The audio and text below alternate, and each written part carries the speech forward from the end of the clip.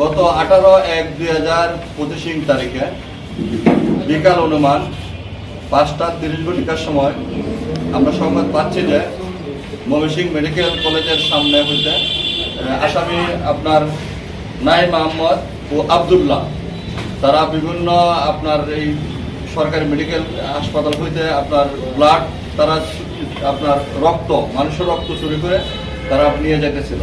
পরে সংবাদের প্রেক্ষিতে তারা ওই যে আপনার আমরা তাদেরকে দুজনকে আটক করা হয়। আটক করার পর তারা আপনার বলতেছিল যে আপনার ওই রক্তগুলা আপনার মানুষের যেগুলা ডিস্ট্রা করে দেয়, যেমন পরীক্ষা করার পর এগুলা পালাই দেয়, তারপর এগুলা নিয়ে তারা আবার প্যাকেটজাত করে মানুষকে দিয়ে দেয়, মানুষকে দিয়ে এগুলো বিক্রি করা হয়।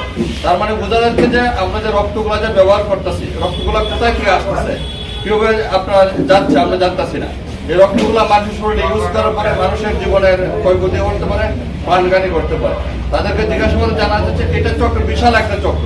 ময়মনসিংহ বিভিন্ন ক্লিনিকে আসে, বিভিন্ন ক্লিনিকে এবং হাসপাতালে এবং বিভিন্ন জায়গায় এদেরকে ছড়াই ছিটায় মানুষের জীবন নাশক, মানুষের ক্ষতি করতেছে।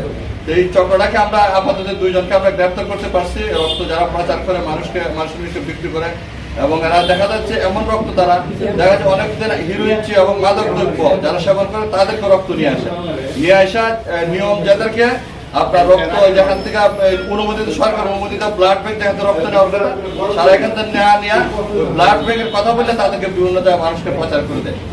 এই পাচার করার কারণে মানুষের জীবন হানি করতে পারে এবং মানুষের জীবনে আপনার অনেক ক্ষতি হইতে পারে।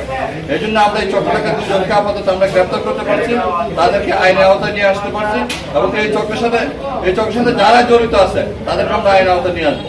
এবং এই চক্রটা নির্মূল করা না হয় যেন মানুষের জীবনের অনেক ক্ষতি হইতে পারে। এই বিষয়টা আমরা খুব গুরুত্ব সহকারে আমাদেরকে এই নজরে নিয়ে আসছে এবং আমরা এই চক্রের সাথে যারা জড়িত আছে তাদেরকে আমরা অনায়াসে নিয়ে আসবো। ধন্যবাদ। তাদেরকে আমরা কোর্টে আপনার পুলিশ করবো।